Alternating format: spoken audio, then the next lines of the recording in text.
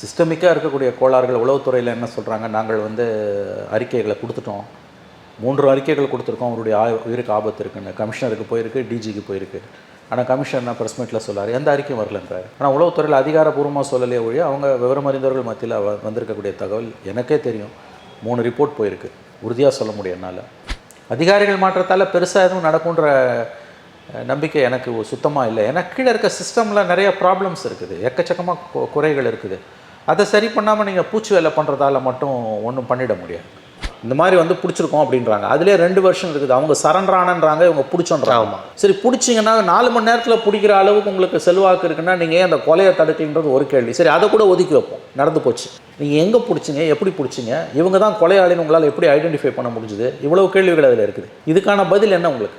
அப்புறம் அவங்க வெர்ஷன் என்ன சொல்கிறான், நான் சரண்டர் ஆனன்றான். எதற்காக போலீஸ் கமிஷனரை முதலமைச்சர் மாற்றினா? மாயாவதியோட ஸ்டேட்மெண்ட்டோட விளைவது. சிபிஐ விசாரணை கேட்குறாங்க. மாயாவதியோட ஹிந்தி ஸ்பீச்சை தமிழ்நாடு மீடியா சரியாக டிரான்ஸ்லேட் பண்ணி போடலாம். அந்த அம்மா என்ன சொன்னாங்க தெரியுமா? குறைஞ்சபட்ச மனசாட்சி இல்லாமல் ஒரு மனிதன் கொல்லப்பட்டிருக்கிறான், அந்த ஜாதகம் எதுவாக வேணா இருக்கலாம், ஆனால் அந்த கொலையை நியாயப்படுத்தி பேசுகிற மாதிரியான ஒரு கேடுகட்ட அயோக்கியத்தனம் வேறு எதுவுமே இருக்க முடியாது. அதாவது வந்து இவர்கள்லாம் மனிதர்கள் தானே என்ற சந்தேகமே வருகிறது. குறைந்தபட்ச மனசாட்சியும் நேர்மையும் இல்லாமல் பகைவனுக்கு அருள்வாய் நிர்ணயம் நான் பாரதி. ஒருத்தன் இறந்துட்டான்னா வந்து அதுக்கு பிறகு அவனை பற்றி பேசுகிறதுல கூடுதல் எச்சரிக்கை வேணும். இந்த ஜாதகத்தை, செத்தவன் ஜாதகத்தை பேசுகிறது அயோக்கியத்தனம். இன்னொன்று, இந்த விஷயத்தில் அவர் மேலே, ஆம்ஸ்ட்ராங் மேலே எந்த வழக்கும் இல்லைன்னு கமிஷனரே சொல்கிறார். ஆம்ஸ்ட்ராங் உயிருடன் இருந்த பொழுது அவர் பெயரை தன்னுடைய பத்திரிகையில் எழுத துணிச்சல் இல்லாத கோழைகள், வடசென்னை தலித் தலைவர் என்று எழுதிய உத்தம சீலர்கள், இன்றைக்கி ஆம்ஸ்ட்ராங்கை வந்து ரவுடி என்று தொலைக்காட்சியில் உட்காந்து பேசுகிறாங்க. இதை விட ஒரு கோழத்தனம், இதை விட ஒரு கைமைத்தனம் ஏதாவது இருக்க முடியுமா? அப்போ யார் சொல்லி நீ வந்து கூலிக்கு மாறிடிக்கிறல்ல?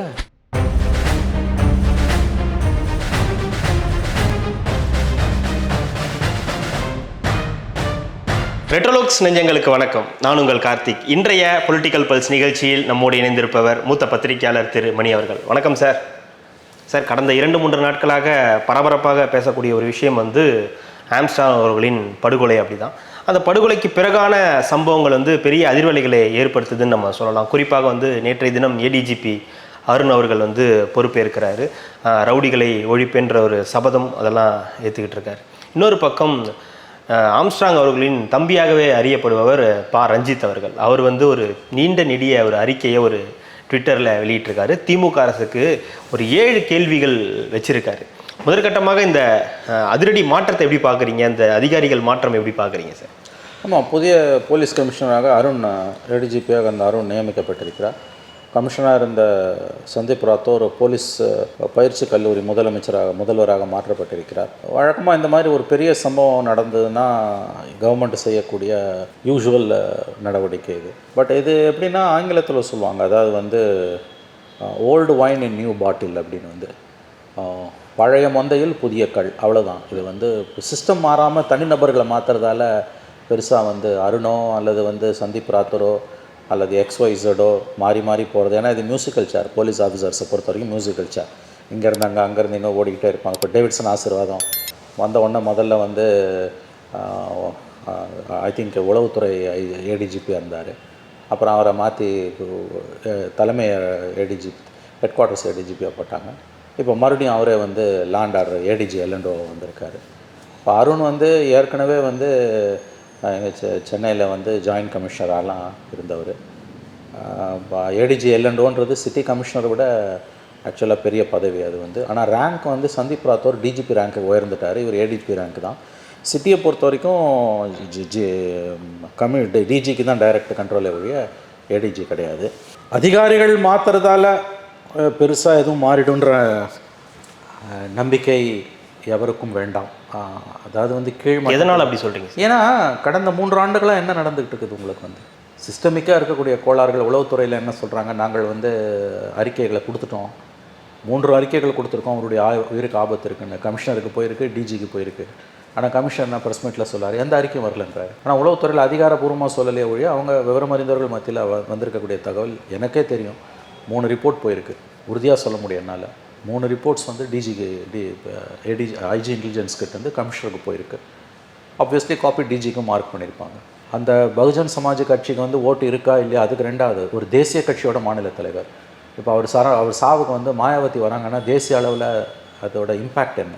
தமிழ்நாட்டில் தலித்துகளுக்கு பாதுகாப்பு இல்லைன்னு மாயாவதி சொல்லும்போது அதுக்கு ஏற்படக்கூடிய ஒரு மதிப்பும் திமுக அரசுக்கான உணர்வுகளும் அரசியல் ரீதியாக எப்படிப்பட்ட தாக்கத்தை ஏற்படுத்துன்றதை திமுக தலைமை புரிந்து கொள்ளும். ஏன்னா 75 வருஷமாக கட்சி நடத்துகிறாங்க. ஜேஎன்யூ பல்கலைக்கழக மாணவர்கள் ஆம்ஸ்ட்ராங் படுகொலையை கண்டித்து திமுக அரசை கண்டித்து சிபிஐ விசாரணை வேணும்னு ஜேஎன்யூ பல்கலைக்கழகத்துக்குள்ளே ஆர்ப்பாட்டம் பண்ணியிருக்காங்க.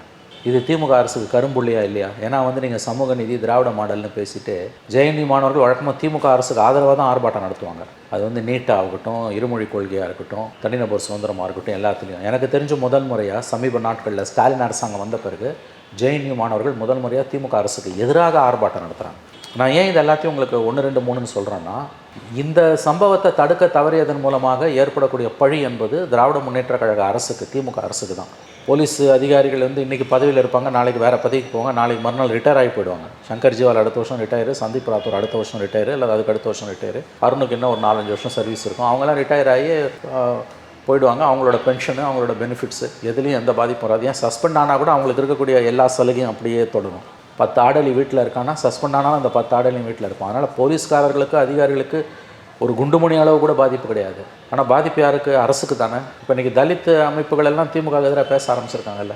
அப்போ இந்த படுகொலையை தடுக்க அரசு தவறிவிட்டது என்பது உண்மை, வருத்தப்பட வேண்டிய உண்மை. புதிய கமிஷன் வந்திருப்பதால் நிலைமை மாறுமான்னு கேட்டிங்கன்னா ஓரளவு சில மாற்றங்கள் இருக்கலாம், நான் மறுக்கல. பெரிய அளவில் என்ன மாற்றம் வரப்போகுது? உடனடி மாற்றங்கள் ஏதாவது என்ன? உடனடி மாற்றங்கள் மேபி இருக்கலாம்.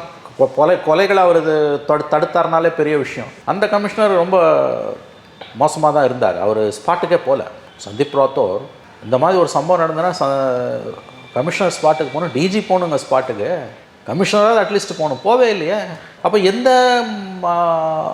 அளவுகோல்களை வைத்து இந்த அரசு இந்த சம்பவத்தை பார்க்கிறது? இது வெறும் லோக்கலில் ஒரு ரவுடியை போட்டாங்க அப்படின்னு பார்க்குறீங்களா? முதல்ல அவர் ரவுடியான்றதை பற்றி யார் முடிவு செய்கிறது? அவர் ஒரு தேசிய கட்சியின் மாநில தலைவர். அவர் மேலே எந்த கேஸும் இல்லைன்னு கமிஷனர் சொல்கிறார். அதிகாரபூர்வமாக இருக்கிறது தான் நீங்கள் ஏற்றுக்க முடியும். உனக்கு என் சோர்ஸு சொல்லுது இவங்கெல்லாம் வெளிப்படையாக பண்ண மாட்டாங்க, வேறு ஆளை விட்டு பண்ணுவாங்கன்னா டிவியில் உட்காந்துன்னு இல்லை யூடியூப்பில் உட்காந்துன்னு பேசுகிறதுலாம் அயோக்கியத்தனம். குறைஞ்சபட்சம் நேர்மை இருக்காமல் அதை பேச மாட்டோம். எனக்கு தெரிஞ்சதெல்லாம் நான் பேச முடியாதுங்க.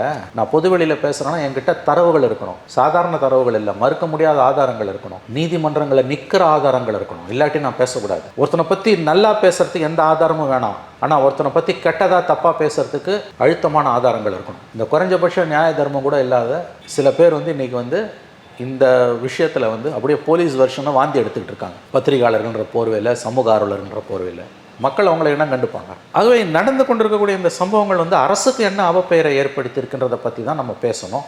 இந்த அதிகாரிகள் மாற்றத்தால் பெருசாக ஏதாவது நடந்துருமானா எனக்கு ஒன்றும் பெரிய அளவு நம்பிக்கை இல்லை. அதிகாரிகள் மாற்றத்தால் பெருசாக எதுவும் நடக்குன்ற நம்பிக்கை எனக்கு சுத்தமாக இல்லை. ஏன்னா கீழே இருக்க சிஸ்டமில் நிறைய ப்ராப்ளம்ஸ் இருக்குது, எக்கச்சக்கமாக குறைகள் இருக்குது. அதை சரி பண்ணாமல் நீங்கள் பூச்சி வேலை பண்ணுறதால மட்டும் ஒன்றும் பண்ணிட முடியாது. இன்னொரு பக்கம் இயக்குனர் ரஞ்சித் அவர்களுடைய அந்த அறிக்கை கிட்டத்தட்ட ஒரு 7 கேள்விகளை கேட்டிருக்காரு. எப்படி பார்க்குறீங்க? ஏன்னா வெறும் ஓட்டு அரசியலுக்காக நீங்கள் தலித் மக்களை பார்க்குறீங்களா? சமூக நீதின்றது உங்களுக்கு வெறும் வாக்குகள் தானா அப்படின்ற ஒரு கேள்வியெல்லாம் கூட அதில் எழுந்திருக்கு. இல்லை, நான் முழுவதுமாக அவர் சொல்வதை ஏற்றுக்கொள்கிறேன். ரஞ்சித் சொல்வதை நான் முழுவதுமாக ஏற்றுக்கொள்கிறேன். இந்த அரசு அதை ஒரு பெரிய ஒரு அதாவது எப்படி சொல்கிறது, ஒரு சினத்துடன் கோபத்துடன் அந்த விமர்சனத்தை பார்க்காமல் ஆக்கப்பூர்வமான விமர்சனமாக அதை எடுத்துக்கொள்ள வேண்டும். ரஞ்சித் அடிப்படையில் ஒரு கலைஞன். ஒரு கலைஞனின் பேச்சுக்கு எப்பொழுதுமே ஒரு மதிப்பும் மரியாதையும் சராசரி அரசியல்வாதியின் பேச்சுக்கு இருப்பதை விட கூடுதலாகவே இருக்கும். அந்த கலைஞனிடம் கோளாறுகள், குறைபாடுகள் இருந்தாலும் கூட அவர், நீங்கள் அதை படிச்சிங்கன்னா எனக்கு வசதியாக இருக்கும். கோழைத்தனமான கொடூர படுகொலைக்கு ஆளான பகுஜன் சமாஜ் கட்சியின் மாநில தலைவர் அண்ணன் திரு ஆம்ஸ்ட்ராங் அவர்களின் திருவுடலை சலசலப்பு பதட்டம் ஏதுமின்றி சட்டம் ஒழுங்கு பிரச்சனை நிகழாமல் நல்லடக்கம் செய்துவிட்டோம். அண்ணன் இல்லாத இந்த வாழ்க்கையை அவர் கொண்ட கொள்கையான பாபா சாஹேப் டாக்டர் அம்பேத்கரின் அரசியலை இன்னும் தீர்க்கத்துடனும் உறுதியுடனும் களமாடுவோம். அதுவே அண்ணன் திரு ஆம்ஸ்ட்ராங் அவர்களுக்கு நாம் செலுத்தும் நன்றி கடனாக அமையும். ஜெய்பீம். அப்புறம் திமுகவுக்கும் சமூக வலைதள ஊடகங்களில் வன்மத்தை பரப்பி கொண்டிருக்கிறோம் சில கேள்விகள் அப்படின்னு கொஞ்சம் ஒன்றா படிங்க, நடுப்புற பேசுவோம். நம்ம சென்னை மாநகரில் செம்பியம் காவல் நிலையத்திற்கு மிக அருகாமையிலேயே படுகொலை நடந்திருக்கிறது. இதை வைத்தே தமிழக சட்டம் ஒழுங்கு குறித்து கொலையாளிகளுக்கு எத்தகைய பயம் இருக்கிறது என்பதை புரிந்து கொள்ளலாம். எனவே சட்ட ஒழுங்கை சீர் செய்ய இனியும் இப்படி ஒரு சம்பவம் நிகழாமல் இருப்பதற்கு என்ன செயல் திட்டம் உருவாக்கப் போகிறீர்கள்? நியாயமான கேள்வி. இப்போ போலீஸ் ஸ்டேஷன் பக்கத்திலேயே ஒரு கொலை நடக்குது. அதுவும் யாரை போடுறான்? சட்டத்தின் முன் அனைவரும் சமம் என்பது ஏட்டு சுரக்காய். நடைமுறையில் அப்படி கிடையாது. இருக்கிறவனுக்கு ஒரு அளவுகள், இல்லாதவனுக்கு அளவுகள். யதார்த்தமாக பேசுவோம். நான் நியாயப்படுத்தலை, என்ன உண்மைன்றதை பேசுகிறேன். கொலையாளிகள் அவ்வளோ சீக்கிரம் எல்லாரையும் போய் தொட்டுற மாட்டான். காசுக்கு வேலை செய்கிற கூலிப்படக்கூட. ஏன்னா கொலை பண்ணிவிட்டு ஜெயிலுக்கு போய் நிரந்தரமாக இருக்கிறது எவனும் விரும்ப மாட்டான். அதனால் நீங்கள் என்ன காசு கொடுத்தீங்கனாலும் கொல்லப்படுபவர்களோட சமூக அந்தஸ்தை பார்த்துட்டு தான் அவனே போவான். அப்படி இருக்கும்பொழுது வந்து ஒரு தேசிய கட்சியோட மாநில தலைவரை போய் அப்படி நினச்ச நேரத்தில் ஒரு கூலிப்படையால் போட்டுற முடியாது. அப்போ அவங்களுக்கு பின்னால் இருக்கக்கூடியவங்க யார், இந்த தைரியம் அவங்களுக்கு எப்படி வந்தது? நியாயமான கேள்வி. இரண்டாவது வந்து படுகொலை செய்ததாக ஒப்புக்கொண்டு சரணடைந்த கைவர்கள் கொடுத்த ஒப்புதல் வாக்குமூலத்தின் அடிப்படையில் ஆற்காடு சுரேஷின் படுகொலைக்கு பழிவாங்கவே இதை செய்திருப்பதாக காவல்துறையினும் அறிவித்திருக்கிறார்கள். சரணடைந்தவர்கள் சொல்வதையே வழிமொழிந்து இந்த வழக்கை முடித்துவிடவே காவல்துறையினர் ஆர்வம் காட்டுகிறார்கள். இதை திட்டமிட்டு ஏவியவர்கள் யார், அவர்களை இயக்கியவர்கள் யார், இதற்கு வேறு பின்னணி இல்லை என்கிற முடிவுக்கு காவல்துறை வந்துவிட்டதா? இதற்கு பின்னால் ஆருத்ரா இருக்கிறது என்பது குறித்த பார்வையில் காவல்துறையின் நிலைப்பாடு என்ன? பல செய்திகளை உளவு அனுமதித்து இதில் எது உண்மை எது பொய் என்று தெரியாத அளவு அலட்சியமாக இருப்பது ஏன்? ஊடகங்களும் இது குறித்து கேள்வி எழுப்ப மறுப்பது ஏன்? நியாயமான கேள்வி தாங்க. இப்போ போலீஸ் வெர்ஷனும் அப்படியே செக்ஷன் ஆஃப் மீடியா வந்து வாந்தி எடுக்குது, மறுவாந்தி எடுக்குது. போலீஸ் எப்படி இதை ஹேண்டில் பண்ணுவாங்கன்னு நமக்கு தெரியும். போலீஸ் வெர்ஷனை நீ வந்து இப்படி சொல்கிறாங்கன்னு சொல்லலாமே ஒழிய அதையே இறுதி தீர்ப்பாக நீ சொல்ல முடியாது. ஆனால் காவல்துறைக்கும் கொஞ்சம் டைம் கொடுக்கணும்ல? நிச்சயமாக கொடுக்கணும். நான் இப்போ சொல்கிறது போலீஸை சொல்லலை.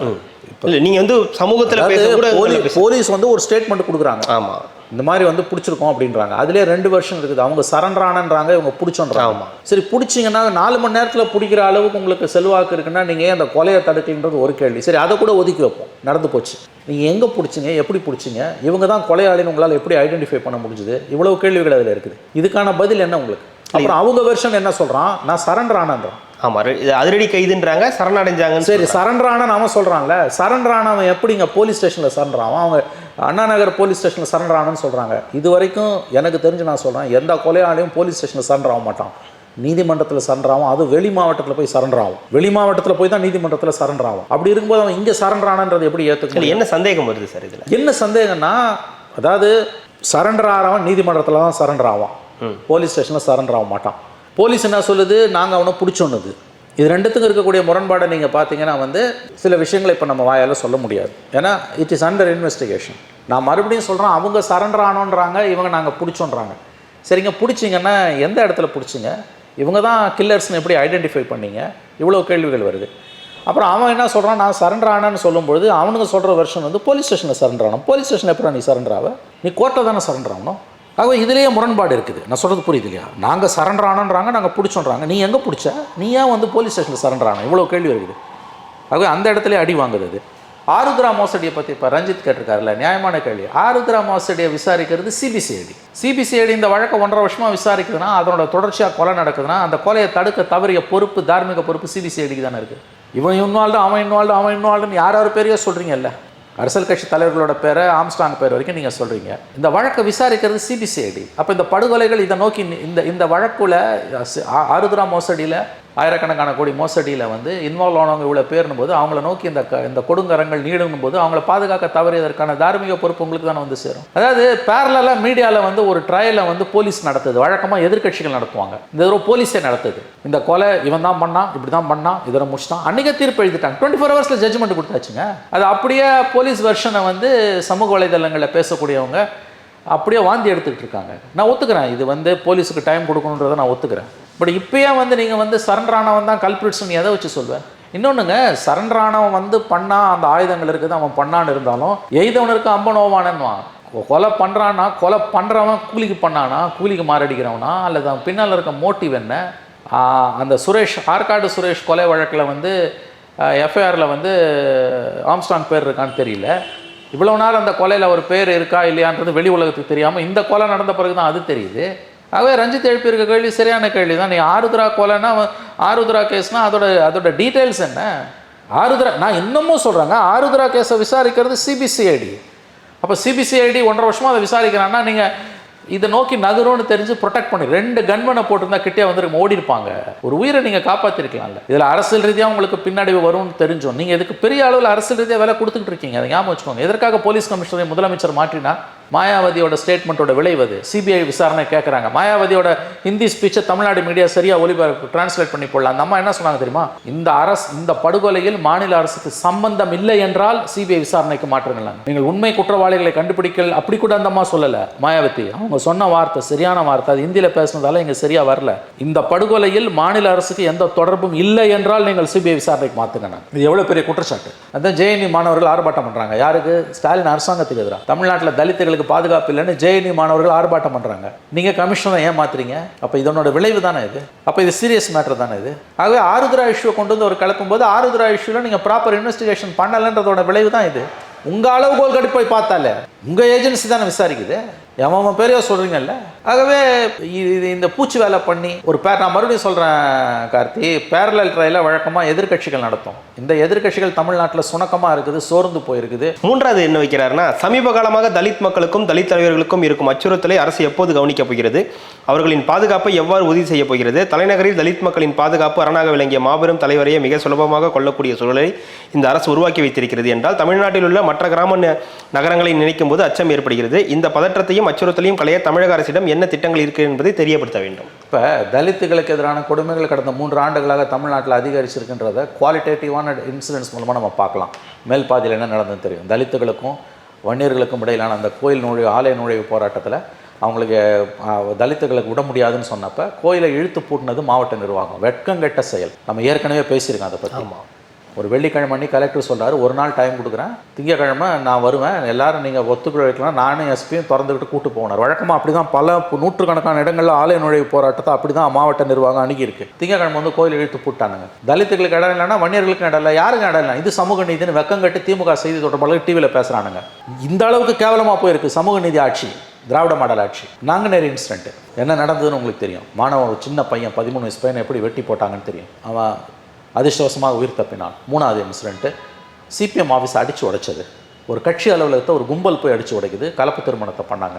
வேங்கை வயல் இன்சிடென்ட். நேற்றுக்கு சுப்ரீம் கோர்ட் வந்து மெட்ராஸ் ஹைகோர்ட் மிக கடுமையான கேள்விகளை அரசு தரப்பை பார்த்து கேட்டிருக்கு. 18 மாதமாக நீ என்ன பண்ண? நல்லா ஞாபகம், இதெல்லாம் சிபிசிஐடி விசாரிக்கிற வழக்குகள். அதற்கு பிறகு வந்து கண்டதேவி இந்த தேரோட்டம் நினைக்கிறேன், அந்த இதில் வந்து கண்டதேவி அது இன்னொரு இடம், அந்த இடத்த வந்து தலித் மக்கள் அந்த தேரை தொடக்கூடாதுன்னு மாவட்ட ஜாதிய இந்துக்களுடைய பிரச்சனை இருக்கும் பொழுது மதுரை பெஞ்சு மெட்ராஸ் ஹைகோர்ட் வந்து முதல்ல மாவட்ட நிர்வாகத்துக்கு உத்தரவு போடுது. இவங்க மதிக்கலை. 2வது தடவை வழக்கு வரும்போது நீதிபதி சொல்கிறார், இது ரொம்ப வெட்கக்கேடான விஷயம், தலித் மக்களுக்கு எதிரான இந்த கொடுமையை தொடர்றதை அனுமதிக்க முடியாது, நீங்கள் வந்து இதை செய்யலை அப்படின்னா நாங்கள் மத்திய பாதுகாப்பு படை சென்ட்ரல் ஃபோர்ஸஸ்க்கு சென்ட்ரல் போலீஸுக்கு உத்தரவு போட்டு தேரோட்டத்தை நடத்துன்றார். எவ்வளோ வெட்கக்கட்ட ஒரு டெவலப்மெண்ட்டுங்க இது, எவ்வளோ ஷேம்லெஸ் டெவலப்மெண்ட்டுங்க இது கவர்மெண்ட்டுக்கு. அதுக்கு பிறகு வந்து இந்த இன்சிடென்ட் இது இப்போ நடந்தது, ஆம்ஸ்ட்ராங் இன்சிடென்ட். ஸோ நீங்கள் 3 வருஷமாக பார்த்தீங்கன்னா எவ்வளவு கொடுமைகளுங்க தலித் மக்களுக்கு எதிராக, சிஸ்டமேட்டிக் அட்டாக்குங்க. நல்லா ஞாபகம் வச்சுக்கோங்க. இதை வந்து இங்கே நடக்கிறது தான் ரொம்ப ரொம்ப வெட்கக்கேடானது. ஏன்னா மற்ற மாநிலத்தில் நடக்கலையா, ஜெயலலிதா பீரியல் நடக்கலையா, எடப்பாடி பீரியல் நடக்கலையான்னு திமுகவில் சொல்கிறாங்க.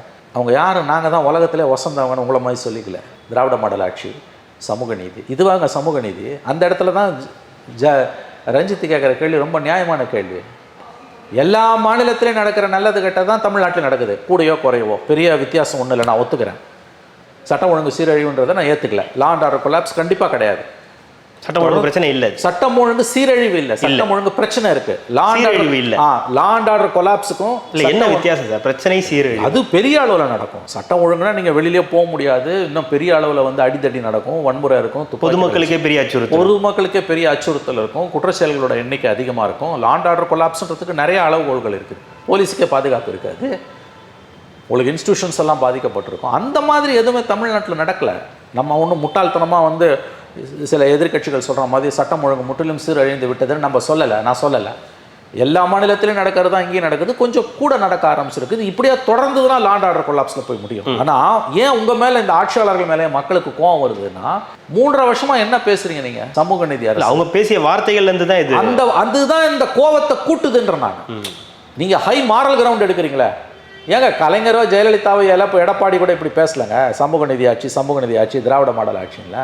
அந்த உயர்வு நதிர்ச்சி வருது இல்லை, அந்த சுப்பீரியாரிட்டி காம்ப்ளெக்ஸ்னால அது கோவத்தை உண்டாக்குது. நடைமுறையில் வாழ்க்கை வந்து நேர் எதிராக இருக்குது, சந்தி சிரிக்குது உங்களுக்கு, அப்போ கோவம் வருது இல்லை. இப்போ இவ்வளோ பேச்சு எதுக்கு? ராஜஸ்தானில் நடக்காது, மத்திய பிரதேசில் நடக்காது, உத்தரப்பிரதேசில் நடக்காது, தமிழ்நாட்டில் நடக்குதுன்னா கரெக்ட். அங்கே நடக்கிறது இங்கே நடக்கலை. ஒரு ஹத்ராஸ் இன்சிடென்ட் இங்கே நடக்காது. இங்கே சிஸ்டம்ஸ் ப்ராப்பராக தான் இருக்குது. ஆனால் இந்த மாதிரி இன்சிடென்ட்ஸ் அதிகரிக்கும் பொழுது நீங்கள் பேசுகிறீங்களே, நாங்கள் தான் உலகத்திலே வசந்தவங்க, எங்களை பார்த்து ஸ்பெயினில் காப்பி அடிச்சான், இங்கிலாந்து பிரதமர் ஜெயிச்சதுக்கு நாங்கள் தான் காரணன்ற லெவலுக்கெல்லாம் பேசுகிறீங்களே, அப்போ இந்த கோபம் வருது. 4வது என்ன கேட்குறாருன்னா, பெரம்பூரில் அண்ணனது உடலை அடக்கம் செய்யக்கூடாது என திட்டமிட்டே தடுக்கப்பட்டதாக தெரிகிறது. கிட்டத்தட்ட 2 நாட்கள் நிகழ்த்தப்பட்ட நாடகத்தின் முடிவில் விருப்பம் இல்லாமல் சென்னைக்கு வெளியே புறநகர் கிராம பொத்தூர் பகுதியில் அடக்கம் செய்ய நிர்பந்திக்கப்பட்டோம். திமுக அரசிடம் அதிகாரம் இருந்தும் நீதிமன்றத்தை நாடச் செய்து அதில் சட்ட ஒழுங்கு முறைக்குள் இந்த பகுதி அடங்காது என்று அவர் வாழ்ந்த பெரம்பூரில் அவர் உடலை அடக்கம் செய்ய விடாமல் மிகப்பெரிய வஞ்சக செயலை செய்திருக்கிறது இந்த அரசு. உண்மையிலேயே உங்களுக்கு தலித் மக்கள் மீதும் தலித் தலைவர்கள் மீதும் அக்கறை இருக்கிறதா என்ற கேள்வியை எழச் செய்யும். இல்லை, இந்த விஷயத்தில் ரஞ்சித்தோட கருத்தை நான் நிராகரிக்கிறேன். ரஞ்சித் சொல்வது தவறு. இறந்த உடல் சடலங்களை வந்து எந்த இடத்துல புதைக்கணும் அப்படின்றதுல வந்து அரசு விதிகள் இருக்குது. ரெண்டாவது, என்னை பொறுத்த வரைக்கும் நான் சொல்கிறது, இது பொது சுகாதாரம் சம்மந்தப்பட்ட பிரச்சனை. நீங்கள் வந்து மூப்பனார் உடலை நடு ரோட்லன்னு சொல்ல முடியாட்டியும் ஒரு ஹார்ட் ஆஃப் த சிட்டியில் சந்தனக்கட்டையை போட்டு எரிச்சாங்க. அப்பயே இந்த பிரச்சனை வந்தது. விஜயகாந்த் உடல் அதே மாதிரி உங்களுக்கு வந்து அவருடைய அலுவலகத்திலேயே புதைக்கப்பட்டது. இது வந்து என்னை பொறுத்த வரைக்கும் சிவிலியன் ஏரியாவில் யாராக இருந்தாலும் இந்த அனுமதி கூடாது. யாராக இருந்தாலும், எந்த தலைவராக இருந்தாலும். ஆனால் அதுக்கு வந்து ஒரு பொது கொள்கை வேணும். எங்களுக்கு பிடிக்கும்னு மூப்பனாருக்கு அலோவ் பண்ணுறது ஜெயலலிதா கவர்மெண்ட்டில். விஜயகாந்த் எங்களுக்கு பிடிக்காட்டியும் வந்து தேர்தல் நெருங்கி வர காரணத்தால் விஜயகாந்துக்கு அந்த இடத்துலையே இந்த அரசு அனுமதி கொடுக்கறது. இவங்க வந்து ஆம்ஸ்டாங் வந்து இங்கே வந்து அங்கே ஒரு ஐகானிக் ஃபிகராக வந்துட்டாருன்னா திமுகவுக்கு கண்டிப்பாக அது ஒரு சிக்கல். அதனால் இவங்க அனுமதி மறுக்கிறது. அனுமதி கொடுத்ததும் அரசியல் நோக்கத்தில், அனுமதியை மறுக்கிறதும் அரசியல் நோக்கத்தில். மொத்தமாக எல்லாமே தப்பு. என்னை பொறுத்த வரைக்கும் நாகரிக சமூகங்களில் வந்து பொதுமக்கள் அடர்த்தியாக வாழக்கூடிய நகரங்களில் அது தனியார் நிலமோ அரசு நிலமோ எத்தகையதொரு மனிதர்களின் சடலங்களும் எரிக்கப்படவோ புதைக்கப்படவோ கூடாது. ஆனால் அது பொது கொள்கையாக இருக்கணும். இப்போ ஒருத்தனுக்கு பணம் இருக்குது, சென்னையில் ஒருத்தனுக்கு பெரிய பங்களா இருக்குது, மிகப்பெரிய பங்களா இருக்குது கோட்டூர்புரத்துலன்னு வச்சுக்கோங்களேன். அவன் வீடே வந்து அவனுக்கு வந்து ஒரு 10 ஏக்கரில் வீடு இருக்குது. 10 ஏக்கர்னா 150 கிரவுண்டு. 150 கிரவுண்டில் ஒருத்தனுக்கு வீடு இருக்குது. ஆனால் இப்போ என் வீடு இருக்குன்ற காரணத்துக்காக நான் என் வீட்டிலே போட்டு போச்சு பண்ணால் அனுமதிக்கக்கூடாது. ஏன்னு கேட்டிங்கன்னா, இது பொது சுகாதாரம் சம்மந்தப்பட்ட பிரச்சனை. ஆனால் அதுக்கு வந்து கவர்மெண்ட் வந்து ஒரு பாலிசியை எவால்வ் பண்ணணும். இருக்கிறவனுக்கு ஒரு நீதி, இல்லாதவனுக்கு ஒரு நீதி. 10 கிரவுண்டில் 10 ஏக்கரில் 150 கிரவுண்டில் வீடு வச்சுருக்கவனுக்கு, பங்களா வச்சுருக்கவனுக்கு, எஸ்டேட் வச்சுருக்கவனுக்கு ஒரு நீதி. 2 கிரவுண்டில் வீடு வச்சுருக்கவனுக்கு அவனுக்கு ஒரு நீதின்னு கிடையாது. யாராக இருந்தாலும் அனுமதி கிடையாது. நகரங்களை பொறுத்தவரையில் அவர்களை மத சடங்குகளின்படி எரிக்கப்படுகிறதோ புதைக்கப்படுகிறதோ இறந்த மனிதர்களோட சடலங்கள் கண்ணியமான ஒரு வழி அனுப்பு இருக்க வேண்டும். பட் அது வந்து ஒரு பொது விதிக்கு உட்பட்டதாக இருக்கணும். யாராக இருந்தாலும் நான் சொல்லுவேன், whoever it is, ஒரு பாலிசி இருக்கணும். இந்த விதத்தில் மாநில அரசு பெரம்பூரில் அங்கே கொடுக்க அனுமதி மறுத்ததற்கு தெரிவித்த காரணங்கள் ஒதுக்கி தள்ள முடியாதவை, நியாயமானவை. எனக்கு அதில் அந்த பிரச்சனையில் ரஞ்சித்துடைய கருத்து தவறு. அதை நாம் நிராகரிக்க வேண்டும் நான் நினைக்கிறேன். திமுக அரசு ஆட்சியில் அமர மிக முக்கியமான காரணமாக அமைந்தது கணிசமான தலித் மக்களின் வாக்குகள் என்பது வரலாறு. உங்கள் ஆட்சிக்கு மிகப்பெரிய ஆதரவை கொடுத்தது தலித்துகள் என்பதை நீங்கள் அறியாமல் இருக்கிறீர்களா, அல்லது அறிந்தும் அக்கறையின்றி இருக்கிறீர்களா? உங்களை ஆட்சியில் அமர்த்தவே என் வாக்கையும் செலுத்தினேன். அந்த ஆதங்கத்திலேயே இந்த கேள்விகளை முன்வைக்கிறேன். வெறும் வாக்குக்கு மட்டும்தான் சமூக நீதியா? நியாயமான கேள்வி. ஒரு பிரஜையின் குரல், ஒரு ஓட்டு போட்டவரா, ஓட்டு போட்ட ஒரு குடிமகனின் குரல். பிரஜை, ஒரு குடிமகன். பிரஜைன்றது சமஸ்கிருத வார்த்தை, குடிமகன். ஒரு குடிமகனின் குரல் அது. அவர் நேர்மையாக பேசுகிறாரு ரஞ்சித்து. நான் வந்து உனக்கு ஓட்டு போட்டேன், நம்பி ஓட்டு போட்டேன். நீங்கள் வந்து எங்கள் நம்பிக்கையை நீங்கள் வந்து சிதைச்சிருக்கீங்க. இன்னொரு விஷயம், தலித் மக்கள் படுகொலை என்பது சின்ன சின்ன கிராமங்களில் கூட நடக்குதுங்க. ஒரு தலித் ஆக்டிவிஸ்ட் வந்து அரசியல் ரீதியாக விழிப்புணர்வுடன் தலித் மக்களின் உரிமைகளுக்காக போராட வருகிறார்கள், அது பொது பிரச்சனைக்கு போராட வருகிறார்கள் கூட அவர்கள் கொல்லப்படுகிறார்கள். இந்த புதிய தமிழகம் கட்சியில் ஒருத்தர் கொல்லப்பட்டார். ஒரு பேர் இப்போ சமீபத்தில் ராஜான்னு ஏதோ ஒரு பேர் வரும். அந்த மாதிரி வந்து இதெல்லாம் ரொம்ப அதிகமாகிட்டு இருக்குது. நீங்கள் உடனே ஸ்டாட்டிஸ்டிக்ஸ் எடுத்து காமிச்சு என்சிஆர்பி ரெக்கார்டு, அந்த ரெக்கார்டு, இந்த ரெக்கார்டு, ஜெயலலிதா பீரியடில் இவ்வளோ பேர் செத்தான், எடப்பாடி பீரியடில் செத்தான், இந்த கதையை வேணாம். நீங்கள் தான் சமூக நீதி கொடுக்குற அரசு இல்லையா? உங்களை பார்த்து தான் கேள்வி கேட்பாங்க. ஆகவே நான் உங்களுக்கு ஓட்டு போட்டேன். 3.5 வருஷம் முன்னால் உங்களுக்கு ஓட்டு போட்டேன். 10 வருஷம் அதிமுக ஆட்சியின் அவலங்களை தாங்காமல் நான் உங்களுக்கு ஓட்டு போட்டேன். எனக்கு வந்து நீங்கள் நீதி வழங்கலை. ஆகவே ஒரு பிரஜையின் குரலாக நான் கேட்கிறேன்றாரு. அண்ணனின் படுகொலையொட்டி எழுந்த சட்ட ஒழுங்கு பிரச்சனையை கையாள தெரியாமல் மாற்று கதையை வலைதளங்களில் உருவாக்கி கொண்டிருந்தார்கள் வலைதள சமூக நீதி காவலர்களும் சில ஊடகங்களும். அவரே ஒரு ரவுடியை கொள்வது எப்படிப்பட்ட சட்ட ஒழுங்கு பிரச்சனையாக பார்க்க முடியும்? கட்ட பஞ்சாயத்து செய்பவர், பல குற்ற வழக்குகளில் தொடர்புடையவர் என ஆளாளுக்கு தீர்ப்பு எழுதி கொண்டிருக்கிறார்கள். கொலை நடந்த நடுக்கம் குறைவதற்கு முன்பே இத்தகைய கருத்துருவாக்கங்களை பேசுவதற்கு பின்னே இருப்பது என்ன? நல்ல கேள்வி இது. சமூக வலைதளங்களில் சில ஜென்மங்கள் உட்காந்து எப்படி பேசிகிட்டு இருக்குன்னு நம்ம பார்த்துருக்கோம். போலீஸ் வருஷனும் அப்படியே வாந்தி எடுத்துக்கிட்டு இருக்காங்க. குறைஞ்சபட்ச மனசாட்சி இல்லாமல் ஒரு மனிதன் கொல்லப்பட்டிருக்கிறான். அந்த ஜாதகம் எதுவாக வேணா இருக்கலாம். ஆனால் அந்த கொலையை நியாயப்படுத்தி பேசுகிற மாதிரியான ஒரு கேடுகட்ட அயோக்கியத்தனம் வேறு எதுவுமே இருக்க முடியாது. அதாவது வந்து இவர்கள்லாம் மனிதர்கள் தானே என்ற சந்தேகமே வருகிறது. குறைந்தபட்ச மனசாட்சியும் நேர்மையும் இல்லாமல் பகைவனுக்கு அருள்வாய் நெஞ்சேன்னா பாரதி. ஒருத்தன் இறந்துட்டான்னா வந்து அதுக்கு பிறகு அவனை பற்றி பேசுகிறதுல கூடுதல் எச்சரிக்கை வேணும். இந்த ஜாதகத்தை செத்தவன் ஜாதகத்தை பேசுகிறது அயோக்கியத்தனம். இன்னொன்று, இந்த விஷயத்தில் அவர் மேலே ஆம்ஸ்ட்ராங் மேலே எந்த வழக்கும் இல்லைன்னு கமிஷனரே சொல்கிறார். 7 கேஸ் இருந்தது, 7 கேஸ்லேருந்து அவர் விடுதலை செய்யப்பட்டிருக்கிறார்னு போலீஸ் கமிஷனர், மாற்றப்பட்ட போலீஸ் கமிஷனர் சந்தீப் ராத்தூர் சொல்கிறார். உனக்கு குறைஞ்சபட்சம் இந்த சமூகத்தை வலைதளங்களில் யூடியூப்பில் உட்காந்து பேசுகிறானுங்கல்ல, குறைஞ்சபட்சம் உனக்கு நேர்மை மனசாட்சி தர்மம் இருந்ததுன்னா லீகல் பொசிஷன் இப்போ என்ன, அதை தானே நீ பேசணும். அவர் மேலே வழக்குகள் இருந்து இந்த பாயிண்ட்டை நீ சொன்னால் கூட உன் பக்கம் 1% நியாயம் இருக்குது அல்லது 10% நியாயம் இருக்குது. போலீஸ் கமிஷனர் சொல்கிறாரு அவர் மேலே எந்த வழக்குகளும் இல்லை, 7 வழக்குகளில் அவர் விடுதலை செய்யப்பட்டிருக்கிறார். அப்புறம் எப்படி நீ அவரை கிரிமினல்னு சொல்லுவேன்? அவர் ஒரு ரவுடின்னு எந்த அடிப்படையில் சொல்லுவேன்? ஃபேக்ட்டும் தப்பு இல்லைங்க. முதல்ல இறந்தவங்களோட ஜாதகத்தை பேசுகிறது அயோக்கியத்தனம். ரெண்டாவது அது உண்மையாக இருந்தால் கூட 10% நியாயம் உண்டு, அது உண்மையும் இல்லை. அப்போ யார் சொல்கிறத நீ வாந்தி எடுக்கிற? இங்கே ரொம்ப ரஞ்சித் ரொம்ப கண்ணியமான வார்த்தைகளில் டீசென்ட் வேர்ட்ஸில் சொல்லியிருக்காரு, வலைதள போராளிகள்னு. காசுக்கு கூலிக்கு மாரடிக்கக்கூடிய ஜென்மங்கள் மக்கள் மன்றத்தில் இவர்கள் அம்பலப்பட்டு நின்று கொண்டிருக்கிறார்கள். ஒன்று, நான் மறுபடியும் சொல்கிறேன், இறந்தவரோட ஜாதகத்தை பேசும்பொழுது ரொம்ப ரொம்ப ரொம்ப எச்சரிக்கையோடு தான் நீ பேசணும். ரெண்டாவது, இங்கே ஃபேக்ட் அதுக்கு எதிராக இருக்குது. அவர் மீது எந்த வழக்குகளும் 7 வழக்குகளிலிருந்து ஒரு விடுதலையாகி இருக்கிறார் என்று போலீஸ் கமிஷனரே சர்டிஃபிகேட் கொடுக்குறாரு, ஃபேக்டை சொல்கிறாரு. அதுக்கு பிறகு அவர் ரவுடி நீ எப்படி சொல்லுவேன்? ஆதாரத்தின் அடிப்படையில் தானே நான் பேச முடியும். அப்போ இந்த சமூக வலைதளங்களில் பேசக்கூடிய இந்த ஜென்மங்கள் யார் சொல்லி இதெல்லாம் செய்யுது? உனக்கு தோணுனதெல்லாம் நீ முதல்ல பேச முடியாது. உங்கள்கிட்ட நம்பர் 1 உனக்கு தோணுனதெல்லாம் பேச முடியாது. உங்கள்கிட்ட இருக்க எவிடன்ஸ் சட்டத்தின் முன் நிற்கக்கூடிய எவிடன்ஸாக இருக்கணும். நம்பர் 2, இங்கே அந்த மாதிரி எவிடன்ஸே இல்லை. அவர் மேலே வழக்குகள் இல்லை என்பது சட்டத்தின் நிலைப்பாடு. கமிஷனர் சொல்கிறார். அப்போ எந்த அடிப்படையில்டா நீ பேசுகிற அவர் ரவுடி அப்படின்னு? என்ன அயோக்கியத்தனம் இது? ஆம்ஸ்ட்ராங் உயிருடன் இருந்த பொழுது அவர் பெயரை தன்னுடைய பத்திரிகையில் எழுத துணிச்சல் இல்லாத கோழைகள், வடசென்னை தலித் தலைவர் என்று எழுதிய உத்தம சீலர்கள், இன்றைக்கி ஆம்ஸ்ட்ராங்கை ரவுடி என்று தொலைக்காட்சியில் உட்காந்து பேசுகிறாங்க. இதை விட ஒரு கோழத்தனம், இதை விட ஒரு கயமைத்தனம் ஏதாவது இருக்க முடியுமா? அப்போ யார் சொல்லி நீ கூலிக்கு மாறிடிக்கிறல்ல, கூலிக்கு பேசுகிற நீ? இது எவ்வளோ பெரிய அயோக்கியத்தனங்க இது. இறந்தவர்களை பற்றி நான் மறுபடியும் சொல்கிறேன் கார்த்தி, ஒரு விஷயம் நல்லா தெரிஞ்சுக்கோங்க கார்த்தி, யாரை பற்றியும், அதுவும் குறிப்பாக இறந்தவங்களை பற்றி. அவங்க நல்லவங்க அப்படின்னு பேசுகிறதுக்கு எந்த ஆதாரமும் தேவையில்லை. ஆனால் கெட்டவன்னு பேசுகிறதுக்கு உங்கள்கிட்ட 100 ஆதாரம் இருக்கணும். நீ எந்த ஆதாரமும் இல்லாமல் பேசுகிற. இவர்கள் மக்கள் மன்றத்தில் அம்பலப்பட்டு கொண்டிருக்கிறார்கள். இன்னும் இந்த மாதிரியான போராளிகள் இருக்காங்க, சமூக வலைதள போராளிகள் இருக்காங்களே, கூலிக்கு மாரடிக்கிற ஜென்மங்கள். இவங்க நல்லா இப்போ இன்றைக்கி அம்பலப்பட்டு கொண்டிருக்கிறார்கள். யார் சொல்லி இவங்க இதெல்லாம் செய்கிறாங்கன்னு பாருங்கள். எந்த ஐடி விங்கோட சேனல்ஸ் இவங்களை உசுப்பி விட்டு இன்றைக்கி இதை கொண்டாடுறாங்கன்னு பார்த்தீங்கன்னா இதுக்கு பின்னால் இருக்கவங்க யாருன்னு தெரியும். இவங்களை பற்றி கூட பேசுறது கூட, இந்த ஜென்மங்களை பற்றி பேசுறது கூட வேஸ்ட்டு கார்த்தி. எது ஒன்று இருக்கும் அம்பனோவான. இறுதியாக 7வது என்ன கேட்குறாருன்னா, ஆதிக்க வர்க்கத்தாரே, எங்களின் சுயமரியாதையின் பொருட்டு நாங்கள் கிளர்த்தெழுந்துவதை ரவுடித்தனம் என்கிறீர்கள். ஒருவருக்கெல்லாம் லட்சக்கணக்கான புத்தகங்களை அன்பளிப்பாய் கொடுத்தவர், தம்மமே மானுட சமூகத்தின் விடுதலையை தரும் என்றும் பாபா சாஹேப் வழியில் பௌத்தத்தை முன்னெடுத்தவருக்கு எதிராய் இத்தகைய கதைகளை உருவாக்குவதன் மூலம் உங்களை நீங்களே திருப்திப்படுத்திக் கொள்ளலாம். ஆனால் எங்கள் ஒவ்வொருத்தருக்கும் தெரியும், ஒடுக்குதலுக்கு எதிராக அண்ணன் ஆம்ஸ்ட்ராங் போல கிளர்த்தெழுந்தவர்களால் நாங்கள் பெற்ற எழுச்சி வார்த்தைகளால் விவரிக்க முடியாதவை.